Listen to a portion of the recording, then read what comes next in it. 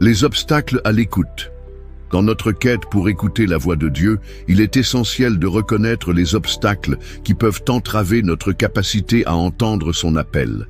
Ces obstacles ne sont pas seulement externes, mais souvent internes, enracinés dans nos croyances, nos peurs et nos distractions quotidiennes. En prenant conscience de ces barrières, nous pouvons mieux nous préparer à les surmonter et à renforcer notre connexion spirituelle. L'un des principaux obstacles à l'écoute est le bruit ambiant de notre vie quotidienne. Entre les obligations professionnelles, les responsabilités familiales et les distractions numériques, il est facile de se laisser submerger par le tumulte de notre existence. Ce bruit peut créer une barrière entre nous et la voix divine, rendant difficile le discernement de ce que Dieu veut nous transmettre. Il est donc crucial de chercher des moments de silence et de solitude, où nous pouvons nous concentrer sur notre intériorité et nous ouvrir à l'écoute. Un autre obstacle significatif est notre propre scepticisme. Souvent, nous avons du mal à croire que Dieu puisse réellement nous parler. Ce doute peut provenir de nos expériences passées, de notre éducation ou de notre entourage. Lorsque nous sommes pris dans cette spirale de méfiance, nous risquons de fermer notre cœur et notre esprit à la possibilité d'une communication divine.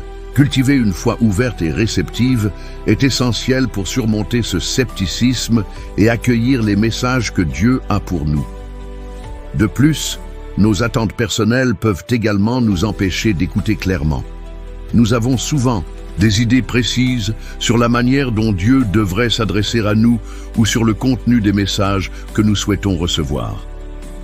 Cette rigidité peut nous conduire à ignorer les signes et les inspirations subtiles que Dieu nous envoie. En apprenant à lâcher prise sur nos attentes et à rester ouverts à des formes de communication inattendues, nous créons un espace propice à l'écoute divine. Enfin, les blessures émotionnelles et les traumatismes non résolus peuvent constituer un obstacle majeur à notre écoute. Lorsque nous portons des fardeaux émotionnels, il devient difficile de nous sentir en paix et en harmonie avec nous-mêmes, ce qui complique notre capacité à recevoir la voix de Dieu.